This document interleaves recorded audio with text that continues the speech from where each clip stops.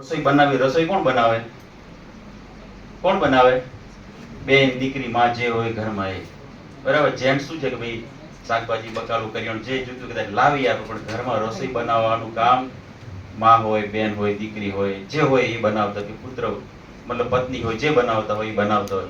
પણ જ્યારે આપણને આવડતું ન હોય ને એ ઘરમાં ન હોય તો બધું શાકભાજી બકાલું કે બધું કઠોળ અનાજ એમનું એમ પડ્યું રહે, ના આવડે તો. કારણ કે એનો કોઈ ઉપયોગ થાય નહીં, બનાવતા જ નથી આવડતું. ત્યાં જો બનશે નહીં તો આપણે પેટમાં કેવી રીતે જશે? એવું જ કામ આપણે કોઈ પણ ખાતર જમીનમાં આપીએ તો જમીનની અંદર કેમિકલ બાયોલોજીકલ પ્રોસેસ થાય, અનઅવેલેબલ ફોર્મમાંથી અવેલેબલ ફોર્મમાં વનસ્પતિને છોડને મૂળ દ્વારા પૂરું પાડવાનું કામ જમીનમાં રહેલા જીવાણુ બેક્ટેરિયા કરે છે. તમે ગમે એટલું યુરિયા નાખો, ગમે એટલું ડીએપી નાખો, ગમે એટલા કોઈ પણ બીજા પોષક તત્વો નાખો, પણ એની અંદર નાઇટ્રોજન તો નાઇટ્રેટ ફોર્મમાં જ્યાં સુધી નહીં કન્વર્જન થાય ત્યાં સુધી એ વનસ્પતિ કે છોડ નહીં લઈ શકે. ફોસ્ફરસ ફોસ્ફેટ ફોર્મમાં નહીં કન્વર્ટ થાય ત્યાં સુધી નહીં લઈ શકે. પોટાશ પોટેશિક ફોર્મમાં નહીં કન્વર્ટ થાય ત્યાં સુધી એ છોડ કે વનસ્પતિ લઈ શકશે નહીં. તો આ જે કન્વર્જેશન કરવાનું કામ આ જમીનમાં રહેલા જીવાણુ બેક્ટેરિયા કરે છે. એટલા માટે હવે આ કેમિકલના લીધે કરીને બધા લિવિંગ ઓર્ગેનિઝમ મરી ગયા છે. એટલે ઘણા બધા ખેડૂતો અમારી પાસે આવે કે અમે આટલું બધું ખાતર નાખી, આવું બધું કરીએ તોય અમને ઉત્પાદન કેમ મળતું નથી?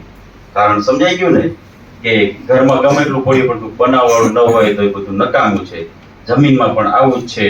એટલા માટે હવે આ જે પ્રાકૃતિક ખેતી છે એની અંદર તમને આપણે બધાને ખબર છે કે એમાં જીવામૃત આપણે વાપરવાની ભલામણ છે. જીવામૃત ઉપયોગ કરવો, કારણ કે એની અંદર જીવામૃતની અંદર આપણે લાખો અને અબજોની સંખ્યામાં સૂક્ષ્મ જીવો પેદા કરવાના છે, પણ એની સંખ્યા વધારવાની, એનું મેનિપ્યુલેશન કરવાનું અને જમીનમાં નાખવાનું. જમીનમાં ગયા પછી પણ સંખ્યા વધશે. એનું કારણ આ છે કે આપણે વધુ પ્રમાણમાં લિવિંગ ઓર્ગેનિઝમનું સ્થાપન કરવાનું છે. અને એટલે મિત્રો હવે આ વધારે પડતા કેમિકલના ઉપયોગના લીધે આપણે બધા જોઈએ છીએ કે આપણી જમીનોનું આરોગ્ય પણ બગડી રહ્યું છે. આપણને કંઈ થાય આપણે ડોક્ટર પાસે જઈએ, ડોક્ટર કહે કે આ રિપોર્ટ કરાવો, બધા રિપોર્ટ કરાવીએ, ડોક્ટરે આપણને દવા સજેસ્ટ કરે એ પણ લઈએ, કારણ કે આપણને આપણા આરોગ્યની ચિંતા છે, સ્વાસ્થ્યની ચિંતા છે, એટલા માટે હેલ્થની ચિંતા છે, એટલા માટે આપણે આટલું ધ્યાન આપીએ છીએ. તો હવે ખેડૂત તરીકે, ખેડૂતના દીકરા તરીકે સોઇલ હેલ્થ એટલે જમીનના આરોગ્યનું પણ હવે આપણે ધ્યાન રાખવું જ પડશે. આપણા વડાઓએ આપણને જમીન વારસામાં આપી છે, એમાંથી આપણે જો કણમાંથી મણ પેદા કરીને ઉત્પાદન લઈ શકતા હોય તો આપણી પણ જવાબદારી છે કે જમીનને વધારે ફળદ્રુપ બનાવી, વધારે ઉપજાઉ બનાવી, એની અંદર વધારે પ્રમાણમાં લિવિંગ ઓર્ગેનિઝમ અને અળસિયાનું સ્થાપન કરીએ, જેનાથી કરીને વારસામાં કદાચ સંતાનોને દેવી પડે, આપવી પડે અને આપવાની જ હોય તો એ જમીનની અંદર એ ખેતી કરી શકે અને ઉત્પાદન લઈ શકે.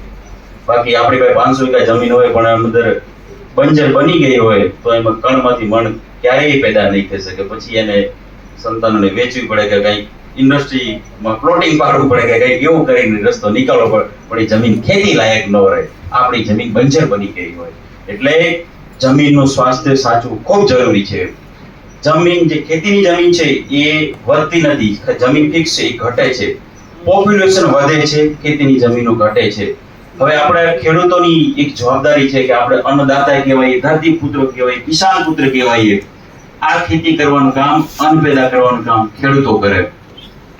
હવે વિચારો ખાલી કે જો ખેડૂત ખેતી છોડી દેશે, જો ખેતી તરફ ધ્યાન નહીં આપે અને જમીનના સ્વાસ્થ્યનું ધ્યાન નહીં આપે તો આ ખાવા માટેનો અન્ન વસ્તી વધારો તો ચાલુ જ છે. 142 કરોડથી પણ વધારે આપણે વિશ્વના નંબર ઉપર પહોંચી ગયા છીએ. ચાઇનાને પાછળ પાડી દીધું છે. અને આ બધું ખાવાનું કઈ હવામાં પેદા થશે નહીં, જમીન ઉપર જ પેદા થશે. અને પેદા કરવા માટે આપણી જમીનનું તંદુરસ્તી જાળવવી ખૂબ અગત્યની છે. જમીન સારી હશે તો પેદા થશે. એમાં એકવાર સ્વાસ્થ્ય એનું બગડી ગયું, જમીન બંજર બની ગઈ, પછી કોઈ સંજોગોમાં એમાં આપણે સુધારો નહીં લાવી શકીએ. થોડી ઘણી અંશે બગડી હોય તો એમાં આપણે ખાલી કાપ, ટાસ, નદીની રેતી, આવું બધું છાણિયું ખાતર, સેન્દ્રીય ખાતર બધું નાખીને તો અમુક વર્ષો પછી જમીનના સ્વાસ્થ્યમાં કે એના બંધારણમાં સુધારો આવી શકે. પણ લોંગ ટાઈમ પછી જો ખાવ બંજર બની ગઈ હોય તો એના અંદર આખો સુધારો કરવો થોડો ઇમ્પોસિબલ થઈ જાય છે. એટલા માટે હવે આપણે ખેડૂતોને પણ સમજાવવાનું છે કે ભાઈ આ ખેતી તરફ વળીએ છીએ. રાસાયણિક ખેતી ભલે બંધ નથી કરવા, પણ સપ્રમાણ ઉપયોગ કરીએ. હું દાણા આપું કે હમણાં બપોરે હું જમીશ, હવે હું 3 રોટલી જમતો ને મારા મિત્ર પટેલ સાહેબ એમ કે સાહેબ આ તો ખેતીવાડી ખાતાનો પ્રોગ્રામ છે ને આપણે જમવાનું છે, ને થોડો આગ્રહ કરી મને 3 ના બદલે 5-7 રોટલી ખવડાવી દે તો મારી હાલત શું થાય ની મને જ ખબર છે. તકલીફ થાય, વિપરીત રિએક્શન આવે, જરૂર પડે તો 108 બોલાવવી પડે, કારણ કેપેસિટીથી વધારે ગયું હોય એટલે. એટલે એનું વિપરીત રિએક્શન આવે. માપમાં જાય તો સુધી વાંધો ન આવે. જમીનમાં પણ આવું છે.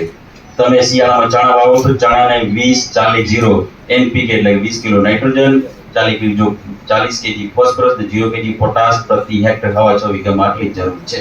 20-40-0 આ ડોઝ નક્કી કરેલો. હવે જ્યારે નાઇટ્રોજન 20 કિલો જોઈતું અને આપણે એમાં 100 કિલો નાખીએ તો જમીનના આરોગ્યને પણ આપણી જેમ વિપરીત રિએક્શન આવતું છે, આપણને કોઈ દેખાતું નથી. હવે કે નહીં, આપણી પીડા આપણે બોલી શકીએ છીએ એટલે રજૂ કરી શકીએ બીજા સામે કે મને આવું થાય છે, મને આ તકલીફ છે. ધરતી જેને આપણે માં કહીએ એ પણ સજીવ છે એટલે આપણને કણમાંથી મન પેદા કરી આપે છે. એને પણ તકલીફ થતી પણ એ બોલતી નથી, ચાલતી નથી, હાલતી નથી એટલે એની કોઈ પીડા સમજતું નથી. કેટલા બધા એકદમ વિચારો કે આપણે એક સમય હતો કે આપણી જમીનની અંદર અળસિયા હતા કે નહીં?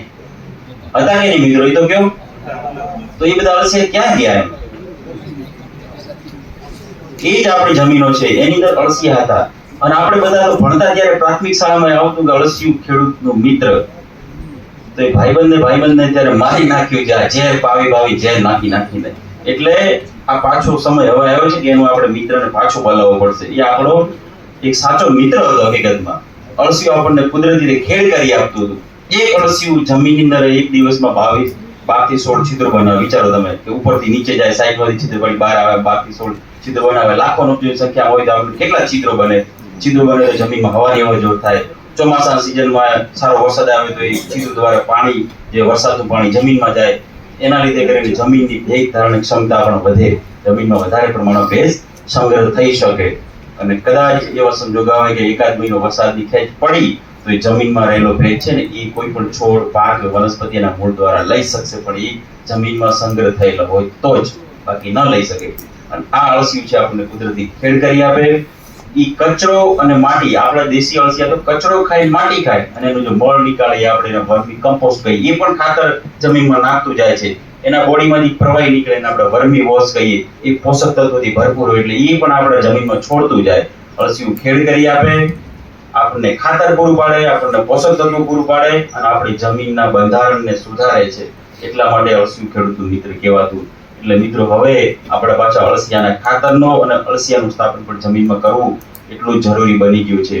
અને આ હવે આપણે બધા જોઈએ છીએ કે આપણું અત્યારે પીવાનું પાણી પણ શુદ્ધ નથી, ખાવાના ખોરાક પણ શુદ્ધ નથી, આપણે જે હવા લઈએ એ પણ શુદ્ધ નથી રહી. અને એના લીધે કરીને અત્યારે માણસના જીવનમાં ઘણી બધી સમસ્યાઓ ઉદ્ભવી ગઈ છે. માણસ પર્સનલ લાઈફ હોય, પ્રોફેશનલ લાઈફ હોય કે સોશિયલ લાઈફ હોય, કોઈક ને કોઈક માણસ કોઈક ને કોઈક રીતે પીડાઈ રહ્યું છે. કોઈ કહેતું નથી પણ અંદર મૂંઝવણમાં હોય. અને એમાં પાછું આ ખોરાક